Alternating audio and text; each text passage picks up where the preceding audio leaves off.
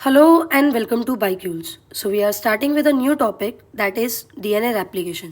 DNA replication को पढ़ने से पहले आपने मेसल्सन एंड स्टाहल का एक्सपेरिमेंट पढ़ा होगा जिसमें आपने ये पढ़ा था कि DNA replication एक सेमी कंजर्वेटिव प्रोसेस है।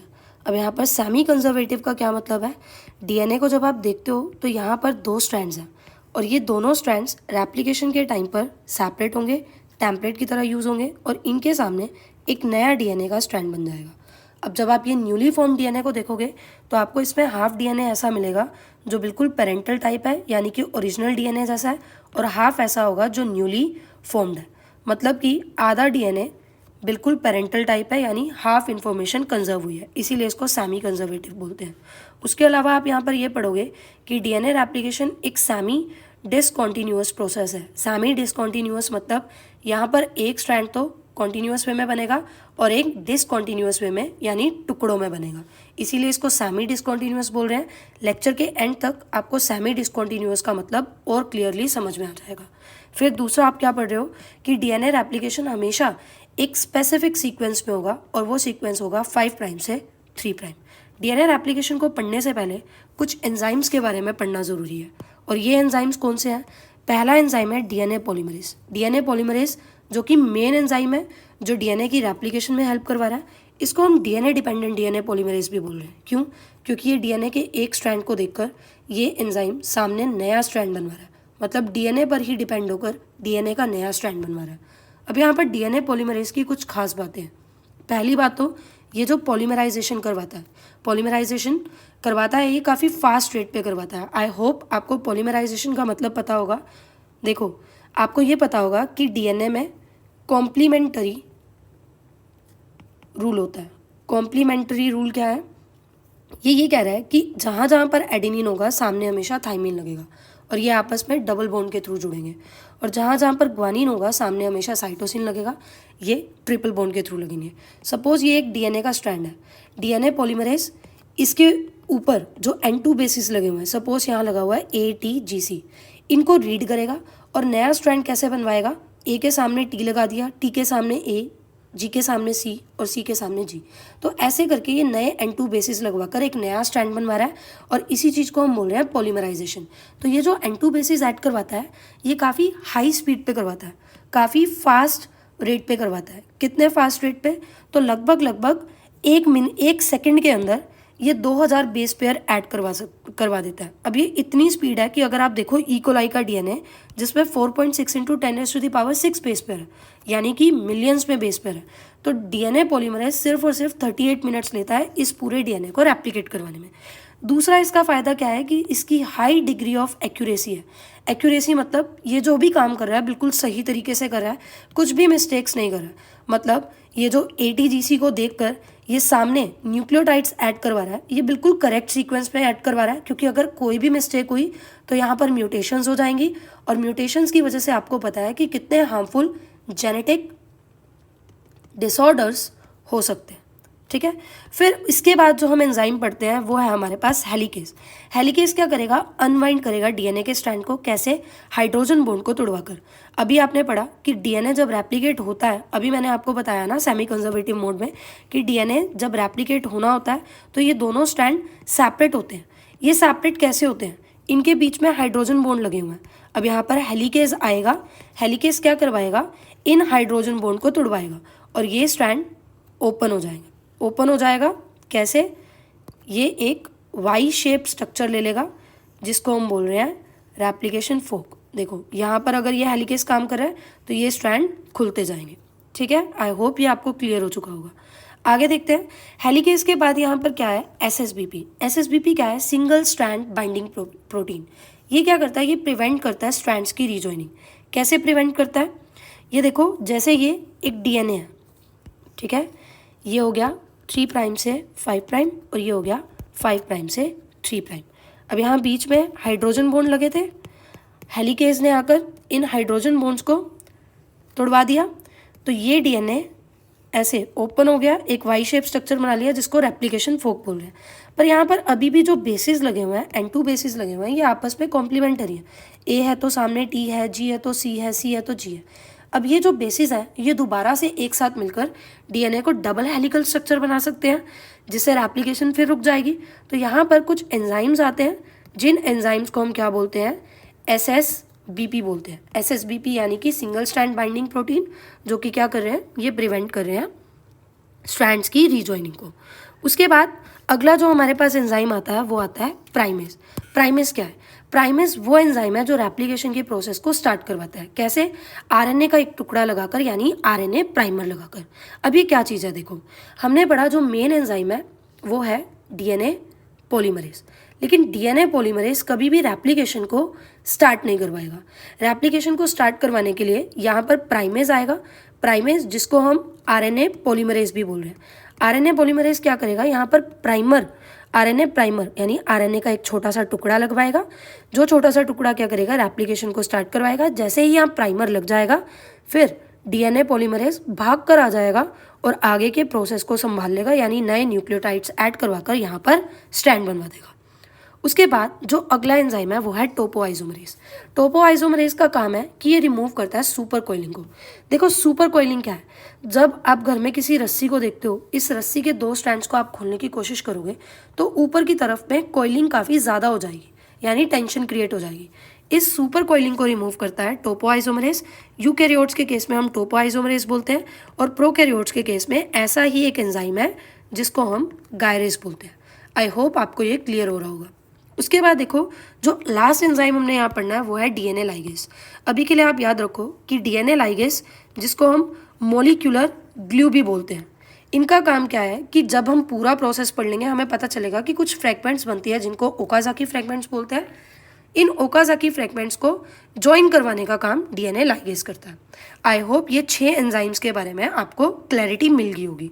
अब चलते हैं डीएनए रेप्लिकेशन के प्रोसेस पे। देखो, डीएनए की लेंथ काफ़ी बड़ी है और ऐसे ही कभी भी पूरा डीएनए एक साथ रेप्लिकेट नहीं होता और कहीं से भी रेप्लिकेशन स्टार्ट नहीं होती है।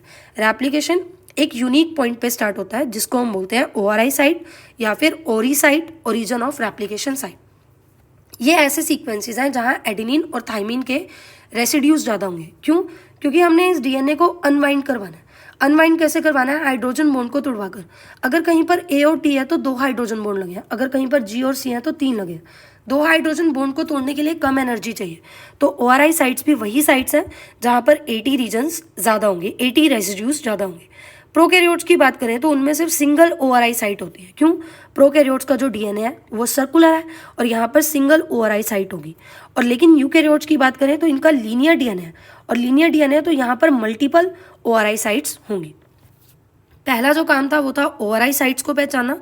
दूसरा यहाँ पर काम है activation of nucleotides of DNA.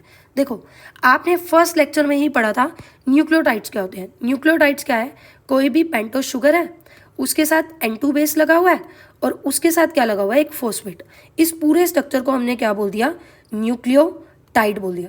लेकिन अगर मैं ये जो रीजन हाईलाइट कर रही हूँ इस पर अगर आप गौर फरमाओ तो आपने ये भी पढ़ा था फर्स्ट लेक्चर में कि N2 बेस और शुगर को न्यूक्लियोसाइड बोलते हैं।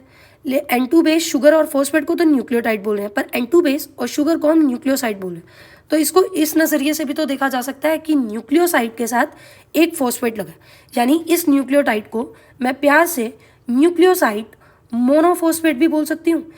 तो ये जो हमारे पास न्यूक्लियोटाइड्स होते हैं, ये न्यूक्लियोसाइड्स हैं, ये मोनोफॉस्फेट की फॉर्म में ही प्रेजेंट है। अब जब हमें डीएनए रेप्लिकेशन करवानी है तो पहला काम तो यही है कि ये मोनोफॉस्फेट्स ट्राईफॉस्फेट पे कन्वर्ट हो। जैसे कि अगर डीऑक्सी एडिनोसाइन मोनोफॉस्फेट है तो वो डीऑक्सी एडिनोसाइन ट्राईफॉस्फेट में कन्वर्ट हो। ठीक है, डीऑक्सी साइटोसाइन मोनोफॉस्फेट है तो वो डीऑक्सी साइटोसाइन ट्राईफॉस्फेट पे कन्वर्ट हो। इसको एक एंजाइम करवाता है जिसको हम बोलते हैं फॉस्फोराइलेज। अब इनको एक्टिवेट करवाने के डुअल पर्पस है। पहला कि ये सबस्ट्रेट की तरह एक्ट करेगा। सबस्ट्रेट की तरह कैसे एक्ट करेगा? ये जो डीएनए का स्ट्रैंड है, टेम्पलेट स्ट्रैंड, जहाँ पर न्यूक्लियोटाइड लगे हुए हैं, ATGC के सीक्वेंस लगे हुए हैं, तो जो नया स्ट्रैंड बनेगा वहाँ भी तो ऐसे ही न्यूक्लियोटाइड ही लगेंगे। तो न्यूक्लियोटाइड को मतलब न्यूक्लियोटाइड ही रेप्लिकेशन में पार्ट ले रहे हैं, तो मतलब ये सबस्ट्रेट की तरह एक्ट कर रहे हैं। सबस्ट्रेट क्या है? जो चीज़ रिएक्शन में पार्टिसिपेट कर रहे हैं। तो यहाँ पर जो रेप्लिकेशन में पार्टिसिपेट कर रहे हैं वो अपने आप में क्या है? डीऑक्सी न्यूक्लियोसाइड ट्राईफॉस्फेट्स ही हैं। तो पहला काम तो ये हो गया है, सबस्ट्रेट की तरह एक्ट कर रहे हैं। और दूसरा, रेप्लिकेशन एनर्जेटिकली काफ़ी एक्सपेंसिव प्रोसेस है और इस प्रोसेस को एनर्जी प्रोवाइड भी यही न्यूक्लियोटाइड करवा रहे हैं। तो आई होप ये बेसिक्स आपको क्लियर हो चुके होंगे। अब बात करते हैं डीएनए के डीएनए रेप्लिकेशन के प्रोसेस के बारे में। तो देखो ये एक डीएनए का स्ट्रैंड है, मतलब डीएनए का मॉलिक्यूल है जिसमें 2 स्ट्रैंड है। हमें पता है ये क्या होता है, एंटी पैरेलल नेचर का होता है, मतलब एक स्ट्रैंड एंटी पैरेलल नेचर का है, यानी कि अगर एक स्ट्रैंड 3 प्राइम से 5 प्राइम डायरेक्शन में है तो दूसरा 5 प्राइम से 3 प्राइम डायरेक्शन में होगा। तो सबसे पहले यहाँ एंजाइम आएगा जिसको हेलिकेज बोलेंगे। हेलिकेज डीएनए के स्ट्रैंड को अनवाइंड करेगा, कैसे, हाइड्रोजन बॉन्ड्स को तोड़वाकर। ये डीएनए के स्ट्रैंड अनवाइंड हो गए और इन्होंने एक वाई शेप का स्ट्रक्चर बना दिया, जिस स्ट्रक्चर को हम बोल रहे हैं रेप्लिकेशन फोक। अब यहाँ पर जो बेसिस लगे हुए हैं ये तो अभी भी कॉम्प्लीमेंटरी है, ये वापस से आकर डबल स्ट्रैंडेड स्ट्रक्चर ना बना ले तो यहाँ एक और एंजाइम आएगा जिसको हम बोलेंगे SSBP यानी सिंगल स्ट्रैंड बाइंडिंग प्रोटीन। ये प्रिवेंट करेगा डीएनए स्ट्रैंड्स की रीजॉइनिंग। अब जैसे जैसे ये स्ट्रैंड खुलता रहेगा ऊपर की तरफ सुपर कॉइलिंग होती रहेगी। इस सुपर कॉइलिंग को रिमूव करने आएगा एक और एंजाइम जिसको हम बोलेंगे, प्रोकैरियोट्स के केस में हम इसको बोल रहे हैं गायरेस और यूकैरियोट्स के केस में हम इसको बोल रहे हैं टोपो आइसोमरेस। आई होप यहाँ तक आपको क्लियर हो चुका होगा। अब देखो अगला जो एंजाइम है, हमने बोला मेन एंजाइम है डीएनए पॉलीमरेज, पर डीएनए पॉलीमरेज कभी भी सिंथेसिस स्टार्ट नहीं करवाएगा। तो यहाँ एक एंजाइम आएगा जिसको हम बोलेंगे प्राइमेस। प्राइमेस क्या करेगा, आरएनए प्राइमर को ऐड करवाएगा। अब ध्यान से एक चीज़ समझो, जो डीएनए रेप्लिकेशन होती है ना वो एक स्पेसिफिक सीक्वेंस में होती है, यानी कि 5 प्राइम से 3 प्राइम डायरेक्शन में होती है। पर हमने हमेशा पढ़ा है कि डीएनए का जो नेचर है वो तो एंटी पैरेलल नेचर है, मतलब जो नया स्ट्रैंड है वो अगर 5 प्राइम से 3 प्राइम डायरेक्शन में बन रहा है तो जो पेरेंट स्ट्रैंड हम लेंगे वो हम क्या लेंगे, पेरेंट स्ट्रैंड की डायरेक्शन लेंगे 3 प्राइम से 5 प्राइम। तो ये ऊपर वाला स्ट्रैंड जो कि 3 प्राइम से 5 प्राइम है, यहाँ पर सबसे पहले प्राइमेस क्या करेगा, एक प्राइमर लगवा देगा, आरएनए का छोटा सा टुकड़ा लगा देगा जो कि 6 से 10 बेस पेयर का है। जैसे ही प्राइमर यहाँ लगेगा फटाफट से भाग के डीएनए पॉलीमरेज आ जाएगा। अब डीएनए पॉलीमरेज टेम्पलेट स्ट्रैंड पे N2 बेसिस को पढ़ता जाएगा और कॉम्प्लीमेंटरी बेसिस लगवाकर यहाँ पर नया स्ट्रैंड बनवा देगा। ऐसे ही अगर हम नीचे वाले स्ट्रैंड में देखें जिसकी डायरेक्शन 5 प्राइम से 3 प्राइम है, अब नीचे वाले की डायरेक्शन 5 प्राइम से 3 प्राइम है तो यहाँ पर तो हम प्राइमर नहीं लगवा सकते क्योंकि डीएनए का एंटी पैरेलल नेचर भी तो मेंटेन करना है। तो यहाँ पर प्राइमर लगेगा इस डायरेक्शन में। अब यहाँ आरएनए प्राइमर लगा 5 प्राइम से 3 प्राइम डायरेक्शन में, फटाफट से भाग करके आ गया डीएनए पॉलीमरेज आ गया, इसने इन N2 बेसिस को पढ़ा और नया स्ट्रैंड बनवा दिया कॉम्प्लीमेंटरी N2 बेसिस लगवाकर। आई होप ये आपको क्लियर हो चुका होगा।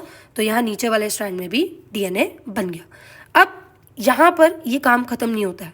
मैंने क्या कहा, डीएनए कभी भी एक साथ रेप्लिकेट नहीं हो रहा है, मतलब ये जो हेलिकेज है ये आगे आगे इस फोक को, रेप्लिकेशन फोक को और खोलता रहेगा। अब ऊपर वाले स्ट्रैंड में तो एक बार आरएनए पॉलीमरेज ने प्राइमर लगवा दिया तो ये जैसे जैसे ये फोक खुलता रहेगा कॉन्टिन्यूअस वे में ये जो नया स्ट्रैंड है 5 प्राइम से 3 प्राइम डायरेक्शन में बनता रहेगा।